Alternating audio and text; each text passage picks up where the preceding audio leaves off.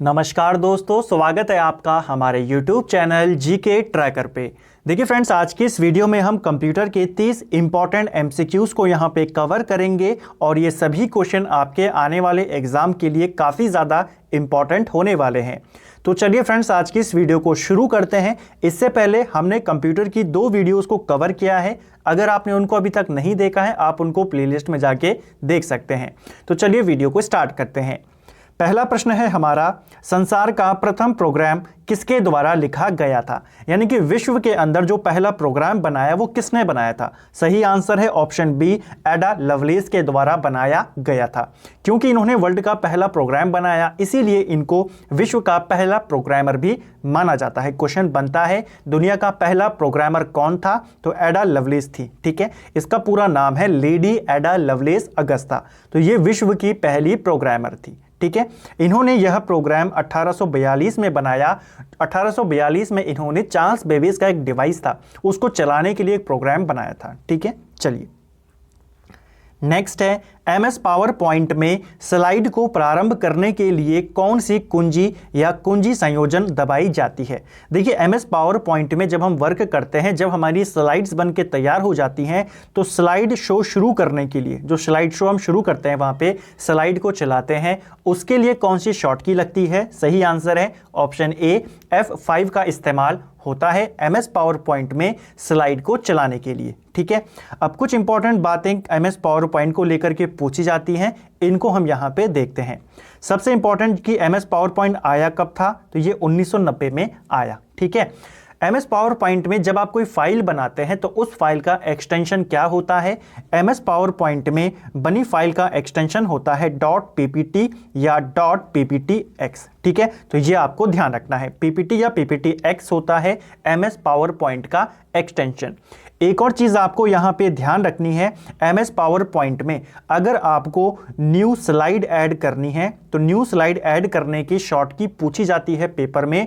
तो new slide जोड़ने के लिए Ctrl+M का इस्तेमाल होता है MS पावर पॉइंट में। ठीक है, और अगर आपको यहाँ पे न्यू प्रेजेंटेशन जोड़नी है MS पावर पॉइंट के अंदर, तो इसके लिए Ctrl+N का इस्तेमाल होता है। तो दोनों में आपको ध्यान रखना है, न्यू स्लाइड के लिए M आएगा, न्यू प्रेजेंटेशन के लिए N आएगा कंट्रोल के साथ। चलिए अगला है, कंपाइलर एक ऐसा सॉफ्टवेयर होता है जो परिवर्तित करता है।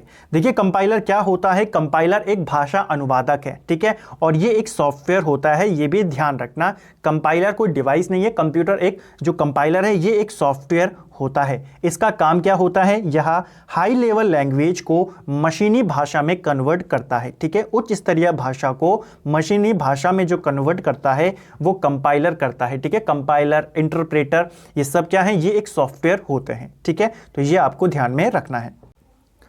नेक्स्ट है, कंप्यूटर में किसी शब्द की लंबाई किस में मापी जाती है? कंप्यूटर में किसी भी शब्द की जो लंबाई मापी जाती है वो बिट में मापी जाती है। ऑप्शन बी इसका सही आंसर होगा। ठीक है, कंप्यूटर की जो सबसे छोटी इकाई हम भी बोलते हैं वो बिट होती है, ये आपको ध्यान रखना है। बिट यानी कि 0 और 1, इन्हीं को कहा जाता है बिट, और बिट का फुल फॉर्म होता है बाइनरी डिजिट। तो ये दोनों क्या हैं? आपके बाइनरी डिजिट हैं। ठीक है, नेक्स्ट है, CAD का अर्थ क्या है? यानी कि इसकी फुल फॉर्म यहां पे पूछी जा रही है।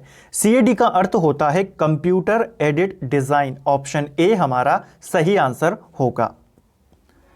अगला है, MS एक्सेल में बनाई गई फाइल का एक्सटेंशन क्या होता है? देखिए, यह क्वेश्चन कई बार रिपीट हुआ है एक्सटेंशन को लेकर के। MS एक्सेल के अंदर जब आप कोई फाइल बनाते हैं उसका जो एक्सटेंशन होगा वो होता है ऑप्शन डी .xls। ठीक है, ये इसका एक्सटेंशन होता है।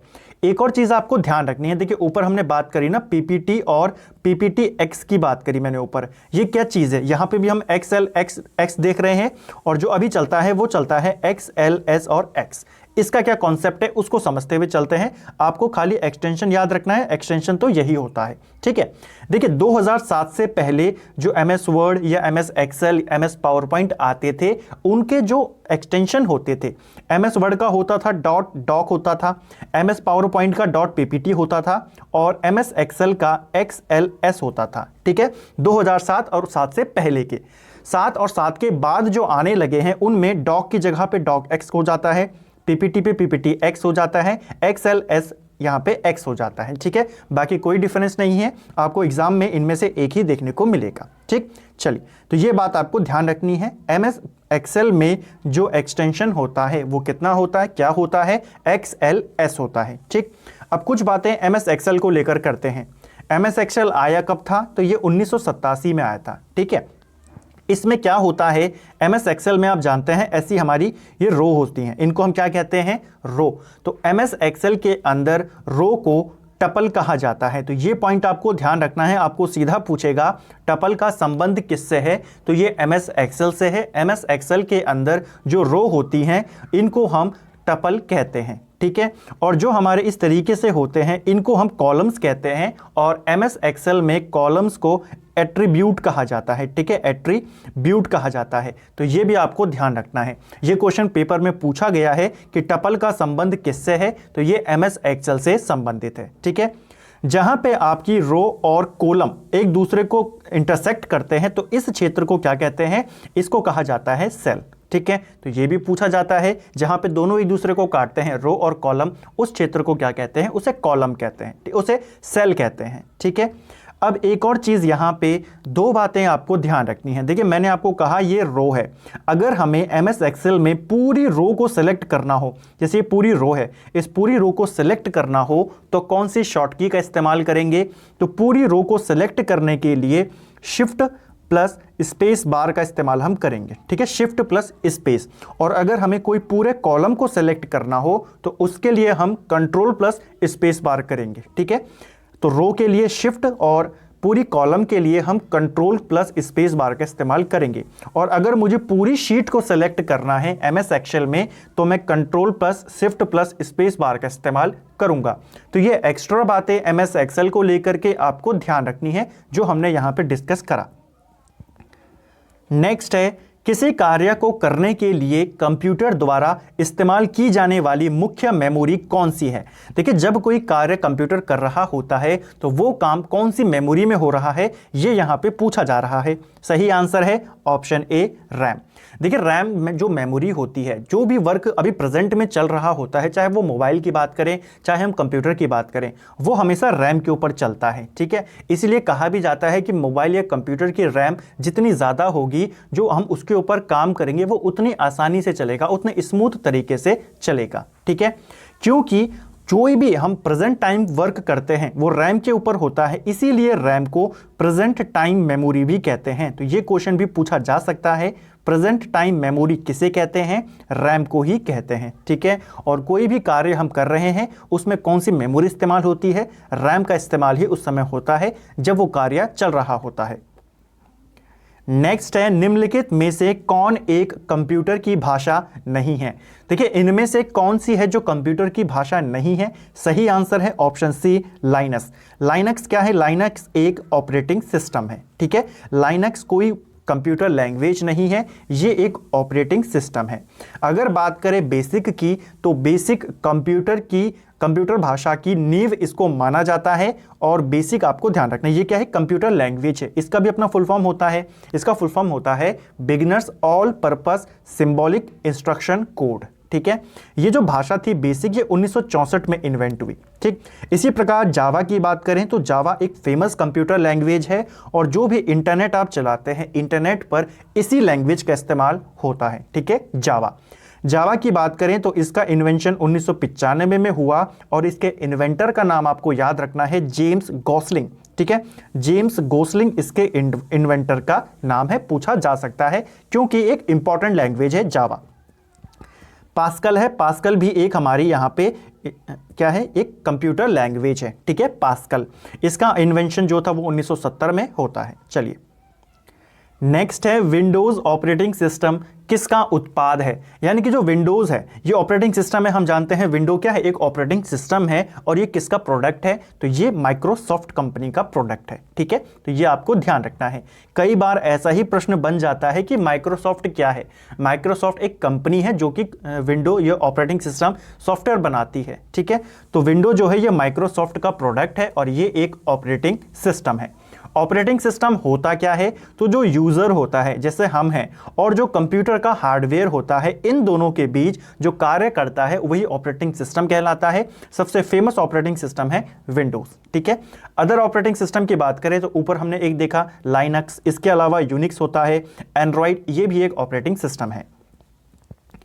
नेक्स्ट है, निम्न में से कौन सा माउस जैसा कार्य करता है। देखिए माउस क्या है, माउस एक इनपुट डिवाइस है। ठीक है, माउस एक इनपुट डिवाइस है और माउस के द्वारा हम क्या करते हैं, हम एक पॉइंटिंग डिवाइस है। ठीक है, माउस इसी की तरह कार्य करता है। यहां पे ऑप्शन डी ट्रैक बॉल। ठीक है, ट्रैक बॉल भी माउस की तरह ही कार्य करता है और इसका इस्तेमाल ज़्यादातर जो वीडियो एडिटिंग होती है उसमें इसका इस्तेमाल किया जाता है। तो आपको पूछा जाएगा वीडियो एडिटिंग में ज़्यादातर किस इनपुट डिवाइस का इस्तेमाल करते हैं, तो ट्रैक बॉल का करते हैं। ये माउस जैसा ही कार्य करता है लेकिन इससे आसानी होती है वीडियो एडिटिंग में। ठीक है, एक और चीज़, माउस का यहाँ पे नाम आया तो माउस को लेकर के कई बार प्रश्न पूछा गया है। माउस का खोजकर्ता कौन था, माउस का आविष्कार किसने किया और कब किया।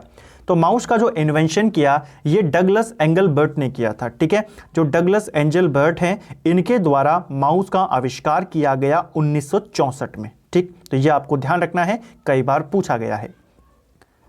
नेक्स्ट है, आईबीएम का पूर्ण रूप क्या है। देखिए आईबीएम एक कंप्यूटर की कंपनी है, काफ़ी बड़ी सॉफ्टवेयर कंपनी है आईबीएम, और इसका फुल फॉर्म है इंटरनेशनल बिजनेस मशीन। ठीक है, तो ये आईबीएम का फुल फॉर्म है। 1911 में इस कंपनी की स्थापना हुई थी। इंस्ट्रक्शन के उस समूह को क्या कहा जाता है जो कंप्यूटर को बताता है कि क्या करना है, तो इंस्ट्रक्शन के उस समूह को क्या कहते हैं, उसे प्रोग्राम कहते हैं। ठीक है, ऑप्शन डी हमारा सही आंसर होगा। देखिए यहां पे समझते हुए चलिए, पूरा एक पैटर्न है, इसको समझिए। जब हम कोई भी कंप्यूटर है, कंप्यूटर क्या काम करेगा उसको हम आदेश देते हैं, तो जो हम उसको आदेश देते हैं उसे इंस्ट्रक्शन कहते हैं। ठीक है, उस आदेश को क्या कहते हैं, इंस्ट्रक्शन। जब इंस्ट्रक्शनों का समूह मिलता है, कई सारी इंस्ट्रक्शन हमने एक साथ दे दी तो वो कहलाता है प्रोग्राम, और कई सारे प्रोग्रामों का जो ग्रुप होता है वो कहलाता है सॉफ्टवेयर। ठीक है, तो ध्यान रखना, group of instruction is called program, group of program is called software. ठीक है, चलिए नेक्स्ट है, डाटा प्रोसेसिंग का अर्थ क्या होता है।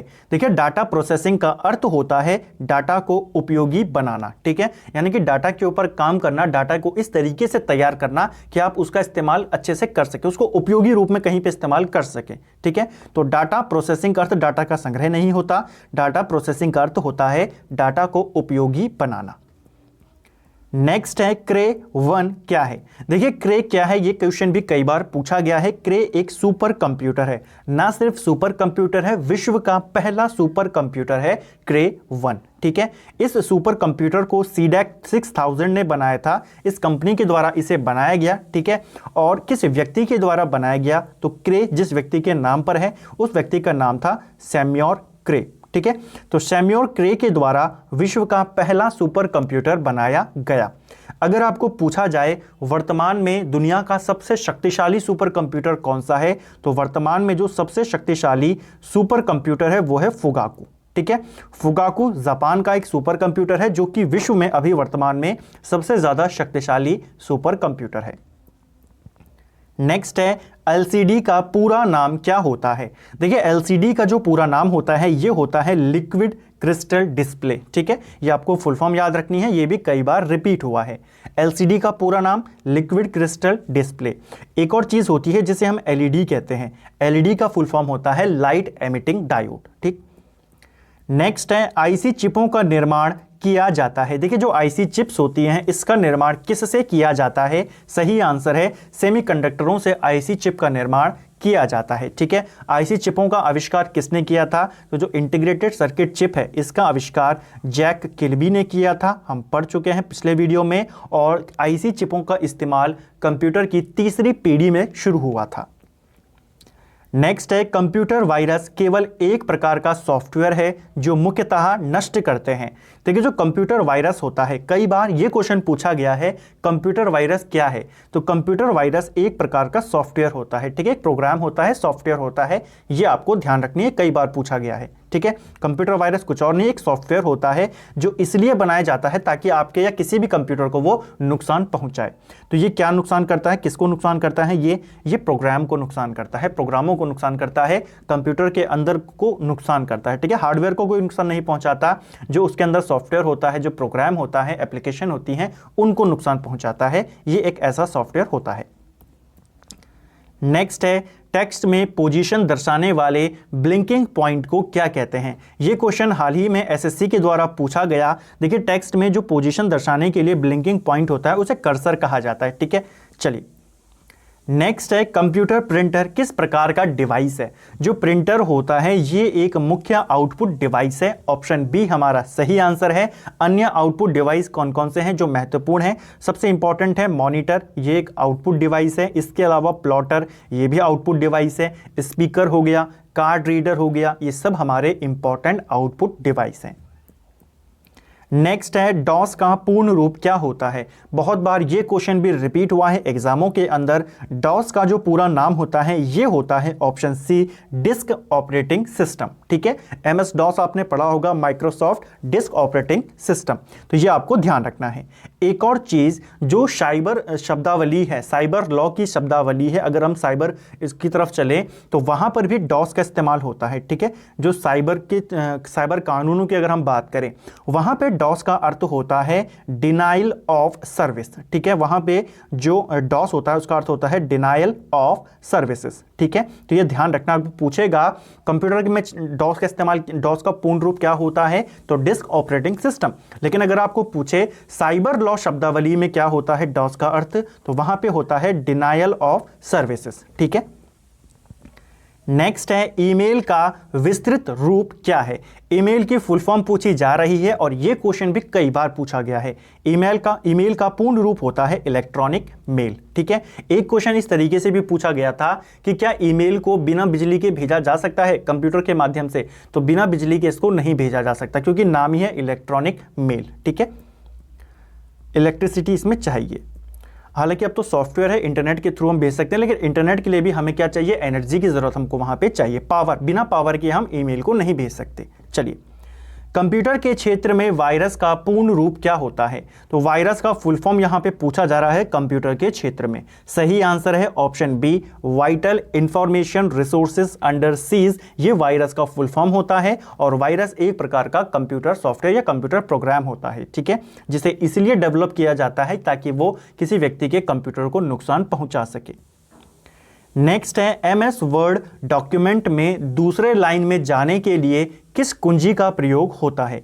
अगर आप एमएस वर्ड डॉक्यूमेंट में, जो एमएस ऑफिस होता है, वहां पे आप काम कर रहे हैं और आपको एक लाइन में आपने काम कर लिया, आपको दूसरी लाइन पे जाना है, तो आप एंटर की का इस्तेमाल करते हैं। काफी आसान प्रश्न था। नेक्स्ट है, पहले से ऑन कंप्यूटर को रीस्टार्ट करने को क्या कहते हैं। देखिए, जो कंप्यूटर होता है, कोई कंप्यूटर है जो ऑन है अभी और उसको हम रीस्टार्ट कर दें तो उस प्रोसेस को वार्म बूटिंग कहा जाता है, ठीक है। ऑप्शन डी हमारा सही आंसर होगा। बूटिंग होता क्या है, देखिए, कंप्यूटर को स्टार्ट या रीस्टार्ट करने की जो प्रोसेस होती है उसी को हम बूटिंग कहते हैं, ठीक है। स्टार्ट, मैंने कहा स्टार्ट या रीस्टार्ट करने की प्रोसेस को हम क्या कहते हैं, बूटिंग कहते हैं। अगर हम बंद कंप्यूटर को शुरू करते हैं, स्टार्ट करते हैं, तो वो कोल्ड बूटिंग कहलाएगा, और अगर हम पहले से खुले हुए कंप्यूटर को रीस्टार्ट करते हैं तो वो वार्म बूटिंग कहलाएगा। दोनों में डिफरेंस है, ध्यान रखना, ठीक है। आपको ऐसा भी पूछा जा सकता है कि कंप्यूटर को स्टार्ट और रीस्टार्ट करने की प्रक्रिया को क्या कहते हैं, तो उसे बूटिंग कहते हैं, ठीक है। नेक्स्ट है, माइक्रोसॉफ्ट वर्ड उदाहरण है। तो माइक्रोसॉफ्ट वर्ड किसका उदाहरण है? सही आंसर है माइक्रोसॉफ्ट वर्ड एक एप्लीकेशन सॉफ्टवेयर है, ठीक है। ध्यान रखना, ये ऑपरेटिंग सिस्टम नहीं है, इनपुट डिवाइस नहीं है, प्रोसेसिंग डिवाइस नहीं है, ये एक एप्लीकेशन सॉफ्टवेयर है। नेक्स्ट है, वह डिवाइस जो कंप्यूटर आउटपुट को टेलीफोन लाइनों पर प्रेषित करने के लिए रूपांतरित करती है, कौन सी डिवाइस है? यानी कि जब हमने कंप्यूटर पर कोई काम किया, हमें कोई आउटपुट मिला, अब वो हमें किसी दूसरे को भेजना है, तो उसको हम जब हम टेलीफोन लाइनों के माध्यम से भेजेंगे तो उसको जाने के लिए बदलेगा, उसको जो चेंज करेगा फॉर्मेट, वो कौन से डिवाइस करता है? तो वो काम होता है मॉडेम का, ठीक है। मॉड्यूलेटर, डीमॉड्यूलेटर इसका फुल फॉर्म होता है। नेक्स्ट है, अल्ता विस्ता क्या है? देखिए, अल्ता विस्ता क्या है, ये क्वेश्चन भी कई बार पूछा गया है। अल्ता विस्ता एक सर्च इंजन है, ऑप्शन डी हमारा सही आंसर होगा। अगर आपको प्रश्न बने विश्व का पहला सर्च इंजन कौन सा है, तो विश्व का पहला सर्च इंजन है आर्की, ठीक है। तो ये आपको ध्यान रखना है, ये विश्व का पहला सर्च इंजन है, ठीक है, आर्की। अन्य महत्वपूर्ण सर्च इंजनों की मैं बात करूं अगर, तो देखिए आपने सबसे जो इंपॉर्टेंट है वो है गूगल एक सर्च इंजन है। इसके अलावा ओपेरा मिनी है, सफारी है, याहू है, हॉटबॉट है, बेडू है और बिंग है। ये कुछ इंपॉर्टेंट सर्च इंजन है। इसी में आता है अल्ता विस्ता। नेक्स्ट है HTTP का पूरा नाम क्या होगा। देखिए HTTP एक इसका पूरा नाम होता है hyper text transfer protocol. Option A हमारा सही आंसर होगा। HTTP क्या है, तो ये एक प्रोटोकॉल है, ठीक है, जैसे आप फुल फॉर्म में देख रहे हैं। नेक्स्ट है टच स्क्रीन कैसा डिवाइस है। देखिए टच स्क्रीन किस प्रकार का डिवाइस है, तो टच स्क्रीन एक इनपुट डिवाइस है, ध्यान रखना। ऑप्शन ए इसका सही आंसर होगा। टच स्क्रीन जो होती है ये एक इनपुट डिवाइस होती है। एक क्वेश्चन हाल ही में एसएससी के द्वारा पूछा गया कि जो वर्तमान में मोबाइल्स आते हैं इन पर कौन सी टच स्क्रीन लगी होती है, यानी कि किस ग्लास का इस्तेमाल इनकी टच स्क्रीन पे होता है, ठीक है, किसकी बनी होती है। बेसिक क्वेश्चन ये था, वो बनी होती है एमोल्ड की, ठीक है। तो जो वर्तमान में टच स्क्रीन मोबाइल्स आते हैं, मोबाइल पे एमोल्ड की ग्लास लगी होती है। इसका फुल फॉर्म क्या होता है, तो इसका फुल फॉर्म होता है एक्टिव मैट्रिक ऑर्गेनिक और लाइट एमिटिंग डायोड, ठीक है। तो ये आपको ध्यान रखना है, वर्तमान मोबाइल में जो टच स्क्रीन होती है वो इसकी बनी होती है, एक्टिव मैट्रिक ऑर्गेनिक और फिर पीछे एलईडी यानी कि लाइट एमिटिंग डायोड, ठीक है। चलिए अंतिम प्रश्न है आज का, सी भाषा के जनक कौन है, यानी कि जो सी लैंग्वेज है इसका आविष्कार किसने किया। तो सी लैंग्वेज भी काफी इंपॉर्टेंट लैंग्वेज है, कई बार पूछी जाती है इसको लेकर के प्रश्न। सी लैंग्वेज के जो आविष्कारक हैं वो है डेनिस रिची, ठीक है। डेनिस रिची ने 1972 में सी लैंग्वेज को विकसित किया था। तो ऑप्शन डी हमारा सही आंसर होगा, ठीक है। ये तो बात करी हमने सी लैंग्वेज की। अगर आपको सी प्लस प्लस के बारे में पूछे, सी प्लस प्लस का आविष्कार कहीं पर आपको 1983 मिलेगा, कहीं पर 85 मिलेगा। तो आपको दोनों ध्यान रखने हैं, सी प्लस प्लस, ठीक है। 83 भी कहीं पे मिलता है, कहीं पर 85 भी मिलता है। तो आपको दोनों सालों को याद रखना है, दोनों एक साथ वो नहीं देगा। हाँ, इसके इन्वेंटर का नाम आपको याद रखना है, बजारने स्ट्रेटो स्टेप इसके इन्वेंटर का नाम है, ठीक है। जैसे इसका इन्वेंटर है डेनिस रिची, तो इसके इन्वेंटर का नाम है स्ट्रो स्टेप, ठीक है। तो फ्रेंड्स ये थे हमारे कंप्यूटर के 30 इंपॉर्टेंट प्रश्न।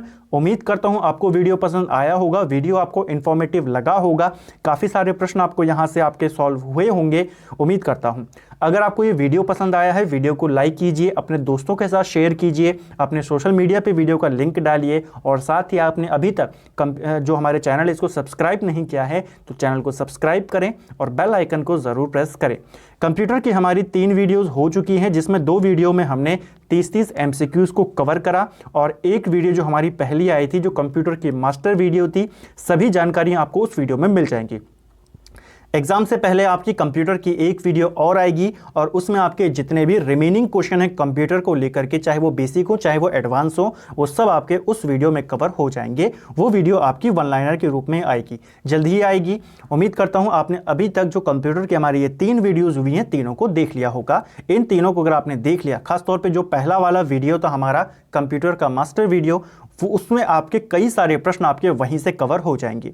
कई सारे फ्रेंड्स कह रहे थे कि MS ऑफिस के ऊपर वीडियो बनाएं, MS एक्सेल पे बनाएं, MS वर्ड पे बनाएं। देखिए आज की वीडियो में मैंने आपको तीनों का बेसिक आइडिया तो दिया है, काफ़ी सारी बातें हमने उन तीनों के बारे में करी हैं। साथ ही जो हमारा पहला वाला वीडियो था कंप्यूटर का मास्टर वीडियो, वहाँ पर मैंने आपको MS excel, MS office, MS PowerPoint को लेकर, इसके अलावा जो वर्तमान में सोशल मीडिया साइट्स हैं, व्हाट्सएप, फेसबुक, सबके बारे में मैंने वहाँ पर डिटेल में बताया है। तो आप उन सभी टॉपिक को वहाँ पर जाके कवर कर सकते हैं। Thank you friends.